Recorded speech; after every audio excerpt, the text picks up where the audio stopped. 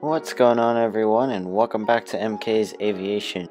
So today in this video I'm going to be showing you and giving you some tips for new and existing collectors for how to make your model airports better and more realistic. And the first thing I will say right off the bat is that collecting model aircraft takes time to build up a big fleet.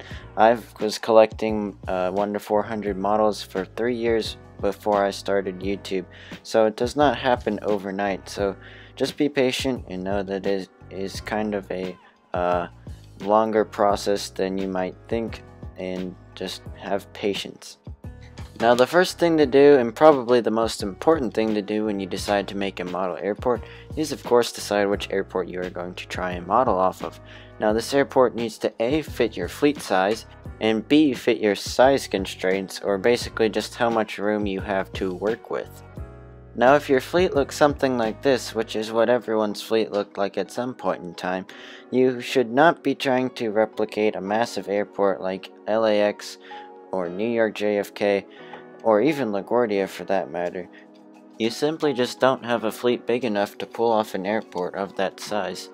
I see lots of young YouTubers who have like 12 or 15 planes in their collection, and they're trying to do an update of like LAX or something, some crazy big airport, when quite simply an airport of that magnitude is just way too big for their collection. So you need to pick an airport that again fits your collection. Some airports for newer collectors that I think are very doable are the likes of Sacramento International Airport. Again, this is an airport that is on the smaller side, and again, I think it's very doable. The hardest part about doing this airport would just be the amount of Southwest activity that there is, so you might have to get a couple of the older Southwest releases.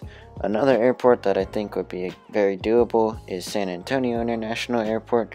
Again, this is a smaller airport with a lot of regional and a little bit of mainline, so I think that would suit a newer collection very well.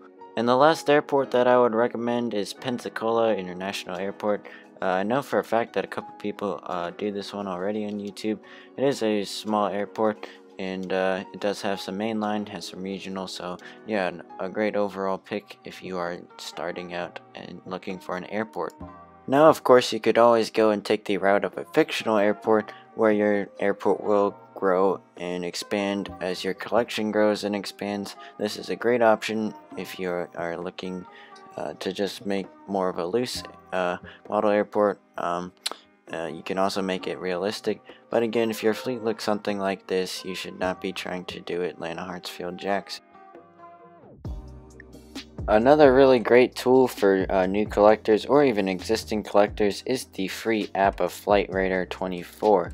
As I said, it is free on most devices, but as you can see on your screen, it is a live map of all air traffic in the entire world. Again, it is a free app, so a great device. You simply zoom in and select an aircraft that you want to see some more information about. As you can see, we are on LAX. You simply tap the airplane icon. Some information about the flight will come up, as well as a picture. As you can see some useful information such as departure and arrival times, aircraft information such as registration, and other information that does require a premium subscription. This plane, however, kind of coincidentally, November 144 Alpha November, which is the American A321 that NG Models did release a while ago. But yeah, this is a useful tool when trying to figure out where certain airlines park at certain airports, as you can tell. This app is also not only useful for just tapping on aircraft to see information, but you can also go to the airport icon, tap the icon, and then you can bring up a menu, and you can hit departure, and you can see a schedule of all of the departing flights from that airport, which is very helpful when trying to set up an airport update and seeing what kind of plane is on the route, what routes there are. And yeah, you can also go back and see previous routes if you so desire from earlier in that day. But yeah, that is Flight Radar 24, and it is a very helpful tool. Now that you have picked out an airport, it is time to make it look good and realistic. So you will need some supplies to do this. You can go all out and fancy with this if you so choose, or you could be like me and use wooden blocks. So I use wooden blocks for the terminal pieces, and I also use black construction paper for the tarmac. So what I do is I just lay my black construction paper out across the table, straighten it up so it is not crooked, and then simply just place my wooden blocks on top of it so you get a decent looking airport setup.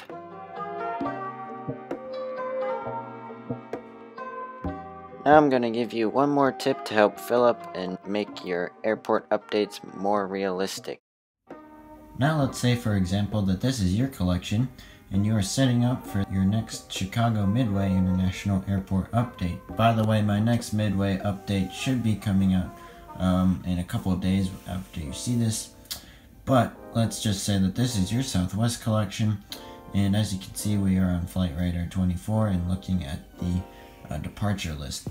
So a really great tool that you can use just to make your airport updates a little bit more realistic and just give it a little more flair. This way it also lets you show off the routes at your airport a little bit better and gives it more diversity. So as you can see, we're looking on the departures page and we click on the first departure, which is, as you can see, a Southwest 737-700 in the Canyon Blue livery with service to Norfolk. So I will take my Southwest Canyon Blue and I will set it over to the side. Now the side is going to be planes that have already had routes. So as you can see, the next plane or the next flight on our list is a Houston flight on a 737-700, also in the Canyon Blue livery. So what I might say in my airport update is, and here we have a Southwest 737-700 in the Canyon Blue livery. He came in from Houston and will be heading out to Norfolk this morning. That way you can show off the Norfolk flight and the Houston flight, and you only have to use one aircraft for that instead of using two. So next we'll click on the third flight, Southwest departure, and as you can see it is a 737-700 in the Heart livery. This one is heading to Dallas. Now unless you're very lucky, you will probably only have one or two Southwest 737-700s in the Heart livery. But nevertheless, we are going to pick it up and set it over here next to our Canyon Blue 700. So now all this plane needs is a second route, so we can double up on it and have one plane take the place of two routes. Now if we click on the next flight, we can see that it is a Southwest 737-800 this time, a service to Las Vegas. So now we can pick our first 800, set it off to the side, and now this 800 is also awaiting a second route.